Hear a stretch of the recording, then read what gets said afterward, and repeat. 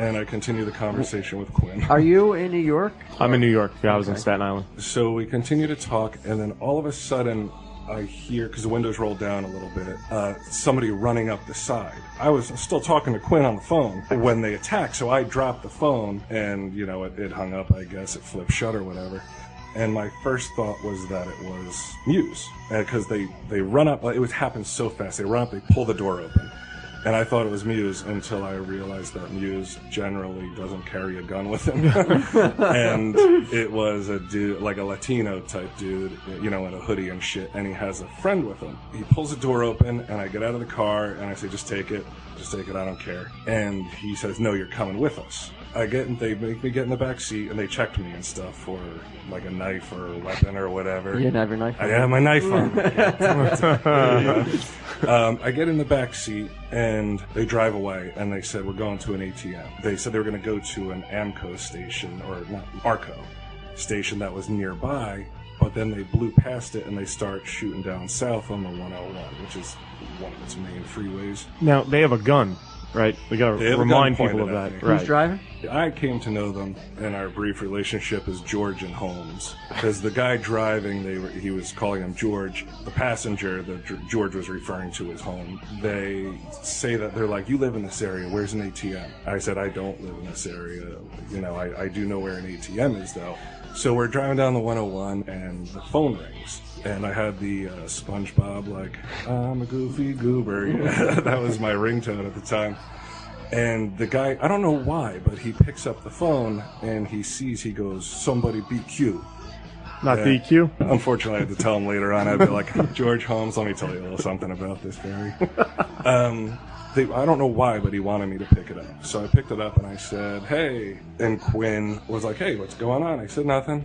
And Quinn, thank God Quinn's a fucking perceptive, with it guy, because he said, is there something going on? Is there something, like, should I be calling the police or something? Or were you half jesting at the time? No, because what I heard was you were in the middle of a sentence, and then I just heard a scuffle, and then the phone cuts off, and then I called a few times. So I just felt like something was off, and when I heard your voice, I knew right away, because, you know, I was like, yeah, everything's fine. No, that sounds normal, but that's normal. Yeah, I just heard your voice. Like, you were very measured in the way you were speaking, very, like, specific with your words, which you never are. And he said, should I be calling the police or 911 or whatever? And I said, yeah, totally, you should.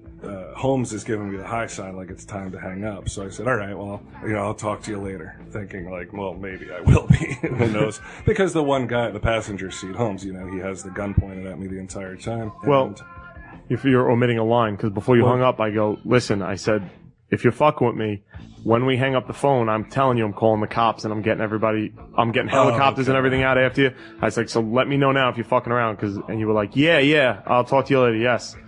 So I was like, that's my stomach fucking plummeted. Unfortunately, when Quinn calls 911 in New York, it's not routed to LA. Yeah. I was gonna say, how on earth would you coordinate a call to California to look for him? Did you even know his license plate? I knew his car. It was a trial to get in touch with 911 in Los Angeles, and I was screaming at 911 operators, you know, and stuff like that. I felt confident because I knew the area and I knew the car. So and it's the first time I've really seriously contemplated it, but you know, I looked how fast he was going. He was going about 70 miles an hour, and I look out the window and I'm thinking, could I successfully tuck and roll at 70 miles an hour down the 101? And decided probably not. So jumping out of the car, going that fast was not an option. And then they started like arguing. You know, like they really fucking kicked it like the Lockhorns, where like cause George he drove over the rumble strips on the side of the freeway, and Holmes started yelling at him, you know, and he's like, you know, don't yell at me, man, I don't like to be yelled at. And I had to sort of mediate at a certain point where I said, guys, I said, just relax. Just let's go get the money and it'll be fine. I steered them towards an ATM that I knew was kind of by Mosier's place.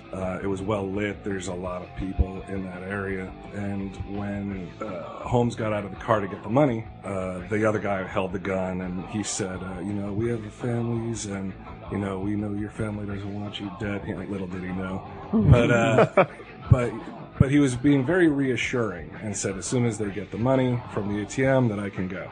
But what's his name? Holmes comes back with the money, and he gets into the car, and he said, I could only get $400. And that was not the case. Yeah, he lied. No honor among thieves, man, because he actually took out $800. So when he gets in, I picked up the lock, and the guy turns around with a gun, and he goes, what the fuck you doing, man?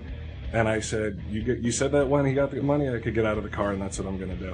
And I got out of the car, and it was the first and last time I had ever waited to be shot in the spine and fucking fall down into the middle of Sunset Boulevard, but he didn't shoot. I closed the door, and I kind of like ran a little bit down the street, got on the sidewalk, and they fucking took off.